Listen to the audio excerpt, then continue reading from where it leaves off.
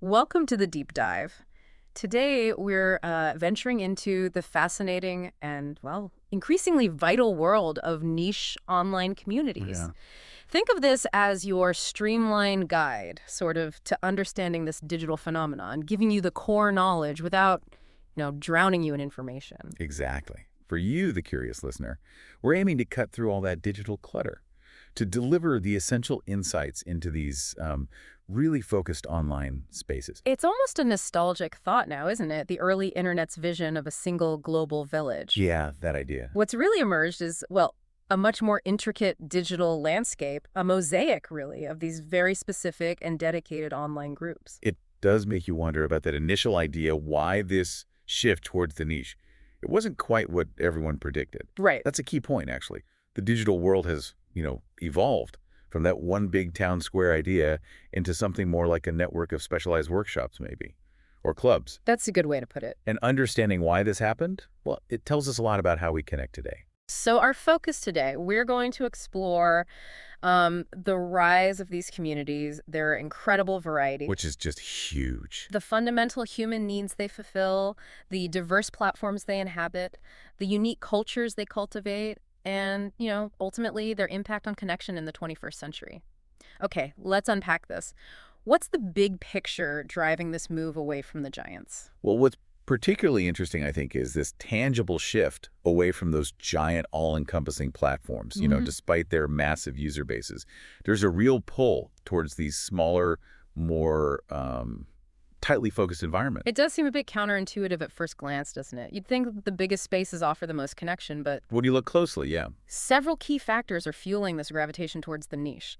The most obvious one is just the sheer volume of noise on those massive platforms. It's like trying to have a meaningful conversation at a stadium rock concert. Just overwhelming. That information overload, yeah, it creates a significant desire for spaces where you don't have to wade through endless irrelevant stuff. And the key filter in these niche communities isn't some, black box algorithm, Right. but the very fact that everyone there shares a core interest. That's the starting point. Which then leads us straight to the role of those algorithms, doesn't it? While they aim to personalize our experience, the sources suggest they can, well, inadvertently lead to what we often hear about echo chambers. You can end up primarily seeing content that just reinforces your existing views. Exactly. And niche communities, on the other hand, offer a space where that shared interest is the primary common ground, which could potentially expose you to a wider range of perspectives within that specific interest, ironically. Precisely. It's more about intentional community building, isn't it? Yeah. The very act of someone choosing to join a specific group signals a foundational level of shared understanding Right. and passion. Right. And this ties right into another crucial driver, Yeah. the search for genuine connection and, well, belonging. Absolutely. The often kind of performative nature of mainstream social media can be draining. We all feel that sometimes, I think. Yeah, fine. In these more focused communities, there's a stronger sense of being able to be your authentic self, quirks and all, and connecting with others who genuinely appreciate that specific interest. It's really about finding your people, no matter how specialized your passion might be. And for many individuals, these specific interests are deeply intertwined with their sense of identity, That makes sense. So niche communities provide that essential space to explore and celebrate those identities with others who understand and value them. Yeah. Think about like a thriving online forum dedicated to collecting a very specific type of vintage toy. Okay. That community becomes a real anchor for its members' identity as collectors. It's not just a hobby, it's part of who they are. That makes perfect sense. And beyond just connections, sometimes the broad tools offered by those big platforms just aren't, well, sufficient. Right. They're too general. The sources highlight how niche communities often emerge precisely because of a need for more specialized features. You might see dedicated forums built for really in-depth technical discussions that just wouldn't work well in a general social media feed. No way. Or collaborative wikis designed for intricate fandom lore that, a standard document editor can't handle. Or even specialized marketplaces tailored to very specific hobbies, like a platform just for trading handmade pottery, perhaps. Yeah, exactly. The large platforms try to be a jack of all trades, but sometimes that means they master none for these specific needs. That's a great way to put it. It's about functionality being driven by fellowship, maybe. I like that. Yeah. Now, when we say niche, it's easy to picture something incredibly obscure, right? Like Super tiny. Yeah, really specific. But the sources really underscore just how remarkably broad this spectrum is. We're talking about interests that span from the seemingly microscopic to surprisingly large and incredibly active groups. It truly is mind-boggling. The sheer variety is a testament to the internet's power to connect people across, well, any imaginable boundary. Let's look at some concrete examples to really illustrate this. Fandoms are a classic example. Oh, yeah. These online communities centered around specific books, movies, TV shows, or video games. And they go far beyond just passively enjoying the content. Absolutely. They become hubs for active engagement. You see, like these incredibly in-depth analyses that dissect every single detail. Down to the frame sometimes. Right. Elaborate and often surprisingly insightful fan theories being debated constantly. And a massive outpouring of creative work like fan fiction and fan art. And these efforts are often collaborative. Think about those sprawling wikis that are built and maintained by fans dedicated to a particular fictional universe. It's amazing. And you have the hobby communities. This is where you see an incredible amount of knowledge exchange happening. Totally. Whether it's something like knitting, model building, collecting vintage comic books, getting into urban beekeeping, or even competitive puzzle solving, speed cubing. Yeah. Right. These online spaces serve as global workshops where techniques are shared, projects are showcased, and mutual encouragement flourishes. It's like having a worldwide community of fellow enthusiasts right at your fingertips. And the depth of expertise within some of these hobby communities is truly astounding. You can find incredibly detailed step-by-step guides, expert troubleshooting advice, and passionate debates about the most nuanced aspects of a particular craft or collection. People get really into it. Shifting gears a bit, to the technical realm, these specialized tech communities are absolutely vital for problem solving and the advancement of knowledge. Oh, indispensable. Think about software developers sharing snippets of code and debugging tips, network administrators troubleshooting complex system failures, or hardware modders pushing the absolute limits of what's possible. These are intensely focused spaces for deep dives into very specific technical domains. Real work gets done there. Exactly. And often these communities are where innovation happens, right?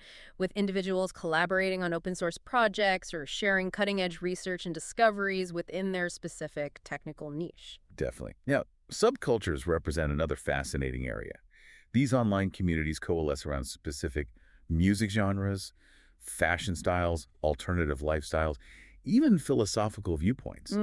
They become crucial spaces for individuals to explore their identity, connect with shared aesthetics and values, and even develop their own unique cultural norms and expressions. It's about finding others who resonate with your particular way of seeing and being in the world. And these subcultural communities can be incredibly important, I imagine, for individuals who might feel like outsiders or misunderstood in more mainstream social settings. Oh, massively. They provide a vital sense of belonging and validation for alternative ways of life. A safe harbor sometimes. We also shouldn't overlook the local and hyperlocal groups. These are all about building community in a physical sense, really. Yeah, using the online space as a tool. Exactly. To connect neighbors, share local news and information, and organize community events. It's essentially a digital extension of your immediate geographic surroundings. Your neighborhood Facebook group, maybe. Which really highlights that not all niche communities are about escaping the physical world. Many are focused on strengthening connections within it, just using online tools to facilitate that. A good point. And then we have the incredibly important support and advocacy groups. Yeah, these are so crucial. Whether it's for specific health conditions, shared life experiences, like maybe parenting challenges, or advocating for social or political causes, these communities offer vital emotional support, a space to exchange practical information and resources, and a platform for collective action. The feeling of shared experience and mutual understanding in these groups can be incredibly powerful. It's where people facing similar challenges can find empathy, understanding, and a practical advice that they might not be able to find anywhere else. It really reduces isolation. And let's not forget about the communities built around creative pursuits. Right. Artists, writers, musicians. Absolutely. Whether it's writing in a specific genre, painting in a particular style, playing an obscure musical instrument, or mastering a niche photography technique. These online communities provide platforms for getting constructive feedback, finding collaborators, and developing skills within a very focused area. It's like having a global critique group and masterclass rolled into one, almost. And finally, the gaming communities, these go way beyond simply playing games together, don't they? Oh, absolutely.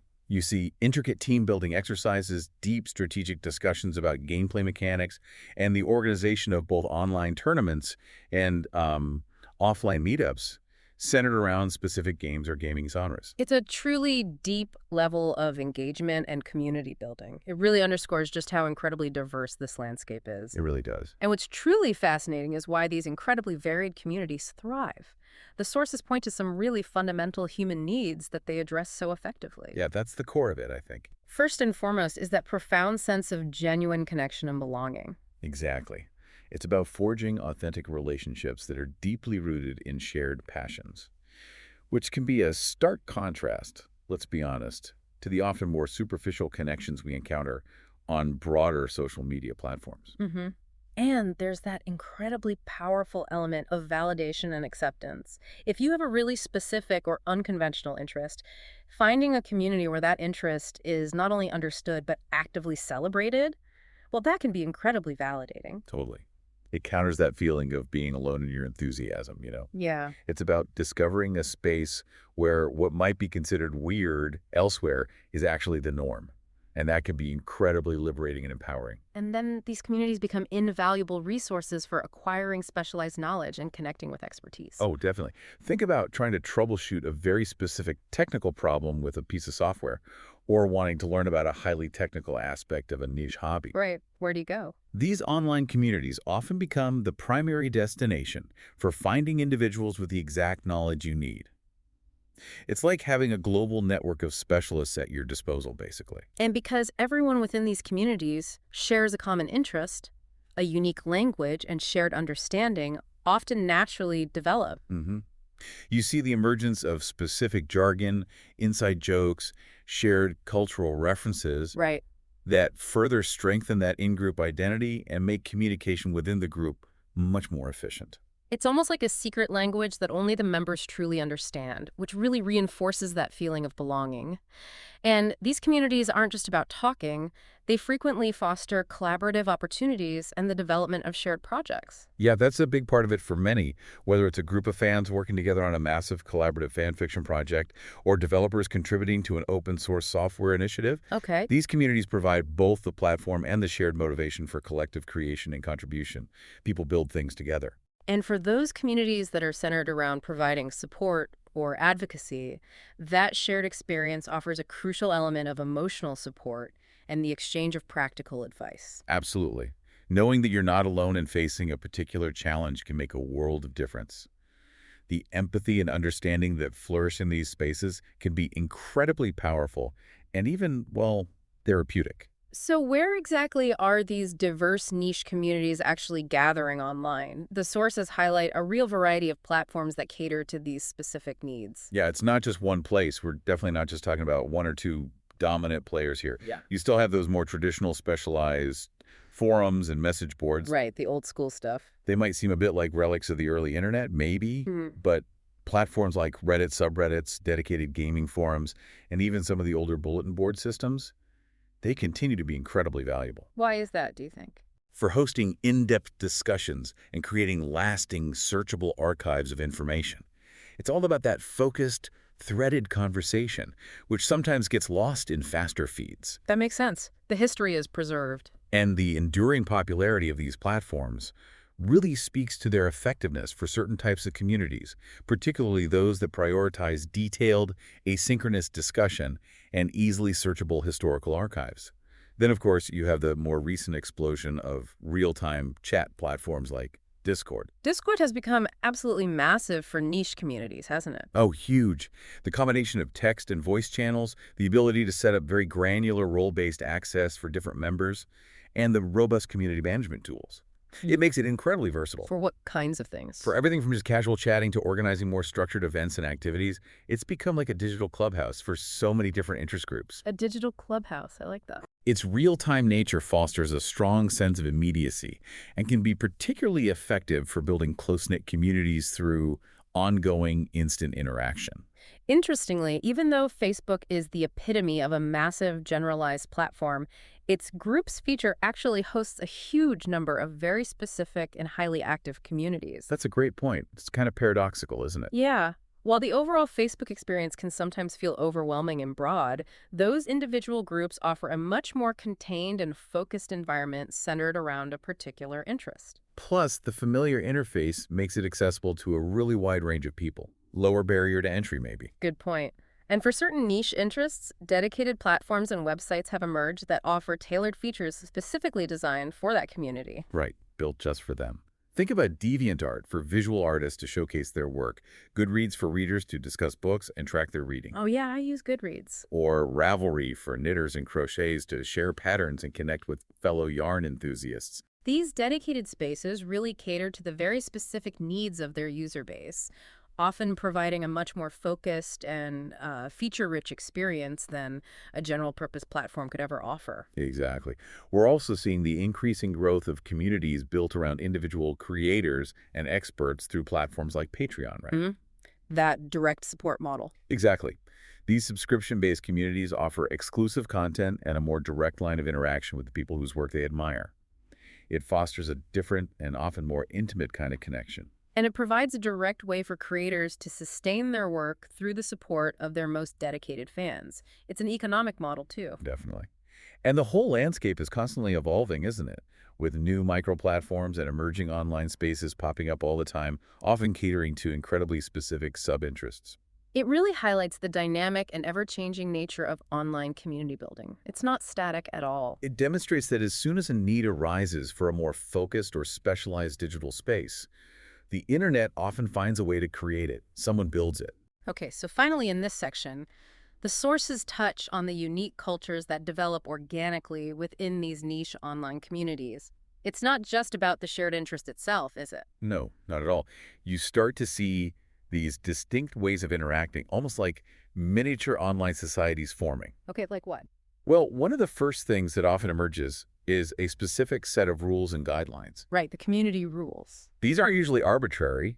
They're typically put in place to cultivate a positive and focused environment that really supports the community's core purpose. Yeah. Keep things on track. And these rules often reflect the deeply held shared values and beliefs of the community members in relation to their particular interest, I suppose. Exactly. It's about establishing a foundational understanding of what constitutes respectful and productive interaction within that specific context. And then you have the fascinating development of unique jargon and terminology. Oh yeah, the lingo. It might sound like complete gibberish to someone outside the community, but within the group, it becomes a really efficient and nuanced way of communicating complex ideas quickly. It acts as a form of shorthand that also strongly reinforces that sense of in-group identity. The terms, you're one of us, you belong. And who can forget the prevalence of inside jokes and internet memes that often proliferate within these communities? They're like digital badges of honor. If you understand the inside joke, you're definitely part of the tribe. It really strengthens that feeling of shared experience and mutual understanding. Builds camaraderie. And some communities even develop their own unique rituals and traditions, like specific ways of interacting, celebrating milestones, or sharing content.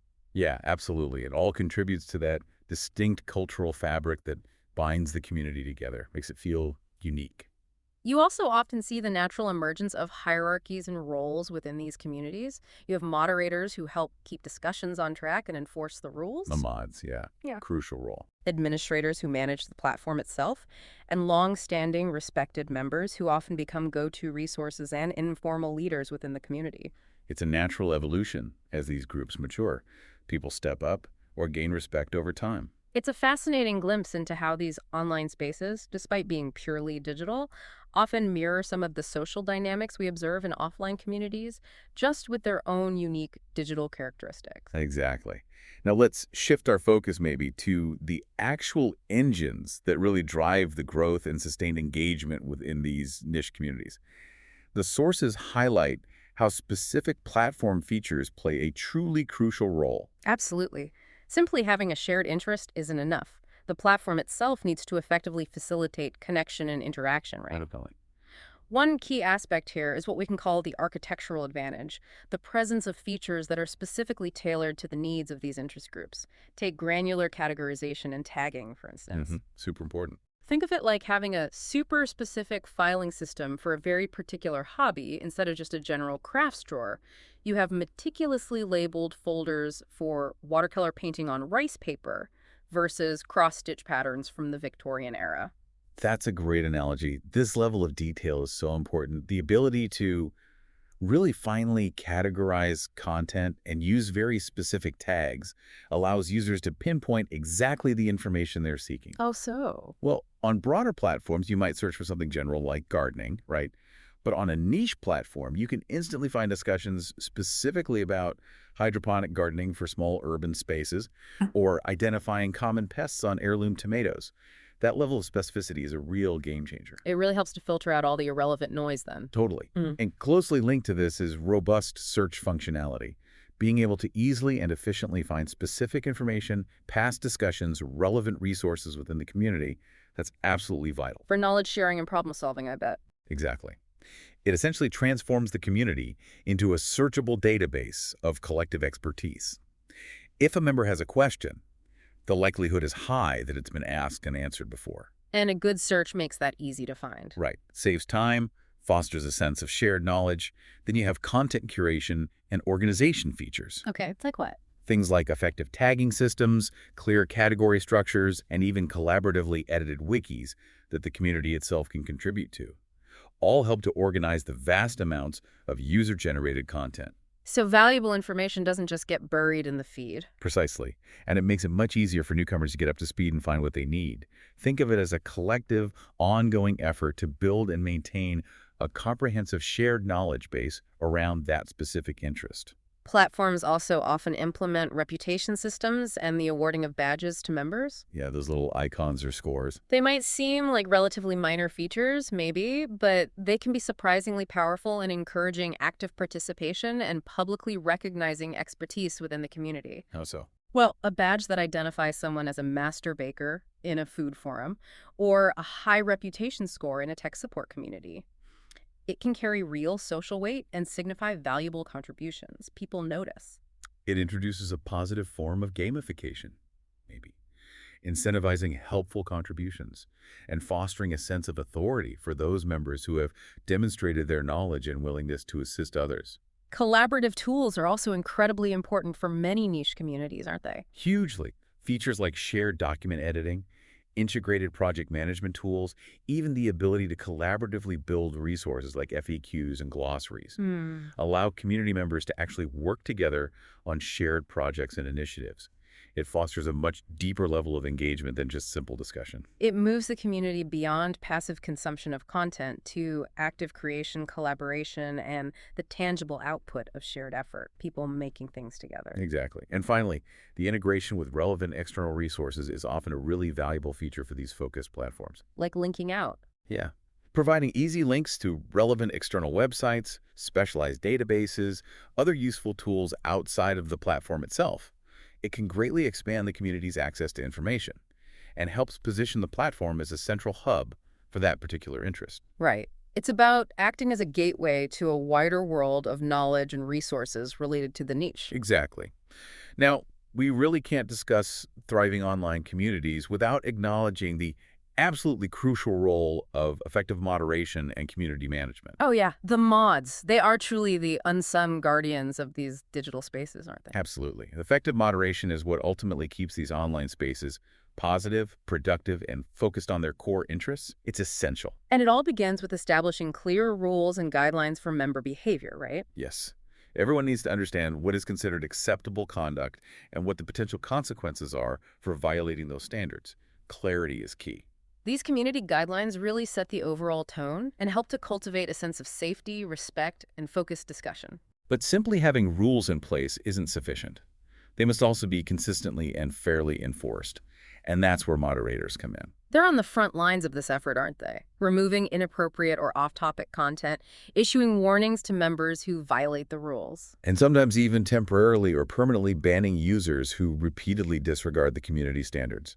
It has to happen sometimes. It's often a challenging and sometimes even thankless task, I imagine. Oh, definitely. But it's absolutely essential for maintaining a healthy and productive environment for the community as a whole. Moderators also play a vital role in actively facilitating discussions and skillfully resolving conflicts that may arise between members. They might step in to mediate disputes, gently guide conversations back on topic, encourage respectful dialogue when disagreements occur, keep things civil. They are often the behind-the-scenes heroes, working diligently to maintain peace and ensure that discussions remain constructive and aligned with the community's purpose. Actively identifying and empowering positive and helpful contributors within the community is also a key aspect of effective community management. How does that work?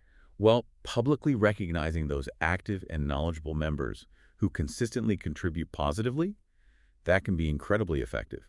It boosts overall morale and encourages others to participate and share their expertise. So it's about fostering a culture of contribution and valuing those who enrich the community. Precisely. And just as the interests themselves can evolve over time, so too can the needs and dynamics of the community. Things change. Right. So skilled moderators and community managers are constantly adapting to these evolving needs, regularly reviewing and updating the community guidelines to address new issues and maintain a healthy and welcoming environment for all members. It's really an ongoing process of refinement and adaptation then, not a set it and forget it thing. Not at all. The sources also touch upon the increasingly significant role of automation in content moderation, AI tools and such. Okay. How helpful are those? Well, AI-powered tools can certainly be helpful in assisting with tasks like automatically flagging potentially inappropriate content based on keywords or patterns, but There's a but. yeah, the sources emphasize that these automated tools have inherent limitations. Human oversight and nuanced judgment remain absolutely essential for making complex moderation decisions. You really need that human element, don't you? To understand context, intent, the subtleties of community norms, something that algorithms simply can't fully replicate yet. Exactly. Now, another truly fascinating aspect of these niche communities is the central role of knowledge sharing and the natural emergence of authority figures within them, the experts. Right, the people who really know their stuff. These communities often evolve into incredible repositories of highly specialized knowledge, and the individuals who possess deep expertise within the community play a crucial role in guiding discussions, answering questions, and generously sharing their understanding. And platforms often incorporate features to help recognize these knowledgeable members, right? Yeah, things like the reputation badges we discussed earlier, visible reputation scores based on contributions, or even verified expert accounts can all serve to highlight individuals who have a proven track record of providing valuable and accurate insights within the community. Makes them stand out. And beyond these individual contributions, many niche communities develop very structured ways of sharing knowledge with their members. Think about collaboratively maintained wikis that serve as comprehensive knowledge bases, frequently asked questions, sections, FAQs that address common issues, and detailed step-by-step tutorials created by experienced members for newcomers. It's about democratizing access to information and making it available to everyone within the community, not just the experts. And often, more experienced members naturally take on a mentorship role, don't they? Informally guiding newcomers, helping them learn the fundamental principles, navigating the more intricate aspects of the shared interest. That kind of personalized guidance and support from experienced peers can be absolutely invaluable, especially for those who are just beginning to explore a new or complex interest. It makes it less intimidating. And within these communities, you also frequently see robust debates and critical analyses of complex topics related to the shared interests. Oh yeah, it's definitely not just about agreeing with each other all the time. Far from it sometimes. Right. In-depth discussions, even when they involve respectful disagreements and the presentation of different viewpoints, can actually contribute to a much deeper collective understanding of the shared interest. It sharpens everyone's knowledge and encourages critical thinking. Healthy debate is good. But a key balancing act for these communities, I guess, is ensuring that expert knowledge is presented in a way that remains accessible and welcoming to all members, regardless of their current level of experience. Absolutely. The most successful communities manage to bridge that gap between deep expertise and beginner-friendly explanations. You don't want to scare people off. No, exactly. No one wants to feel intimidated or excluded by overly technical jargon or a sense of gatekeeping. Right. Now, let's delve into something that might seem a little less obvious in these passion-driven communities. The underlying economy of passion. Okay. The money side. Yeah, or the various ways that monetization and long-term sustainability can play a role. Right, because running these things isn't always free. Exactly. While the primary driving force in most niche communities is undoubtedly shared interest and passion, economic factors can become important for the long-term health and vitality of these groups. particularly for the creators, experts, and community organizers who dedicate significant time and resources to them. So how does that work? Well, one common way this manifests is through donations and patronage via platforms like Patreon. Right, supporting creators directly. This allows community members who deeply value the content and the ongoing contributions of others to directly support them financially, often in exchange for exclusive benefits or early access to content. You also see communities offering various forms of subscriptions and premium content to their members. This might include exclusive articles, behind-the-scenes access, ad-free experiences, or other special perks offered to paying subscribers. It provides a more predictable and sustainable revenue stream for creators and community organizers. Selling branded merchandise and related products is another fairly common way for communities and individual creators to generate income, right? Yeah, definitely. Think about a band selling T-shirts and other merchandise to their online fan community, or a crafting group offering specialized tools or unique patterns for sale. Affiliate marketing can also play a role in some niche communities. Right. This involves creators or experts within the community recommending relevant products or services to their audience and earning a small commission on any sales that result from those referrals, if it's done transparently. And some communities even organize paid online or in-person events and workshops related to their shared interest. Yeah. Whether it's a virtual summit featuring expert speakers or an in-person gathering for enthusiasts to connect and learn together, these events can provide both valuable experiences for community members and a source of revenue for the organizers. However, the sources also raise some important ethical considerations that communities need to navigate carefully when it comes to monetization. It's not always straightforward. No, it's absolutely crucial to find a healthy balance between the financial needs of the community and the fundamental need to maintain its integrity, and avoid any perception of exploiting its members for financial gain.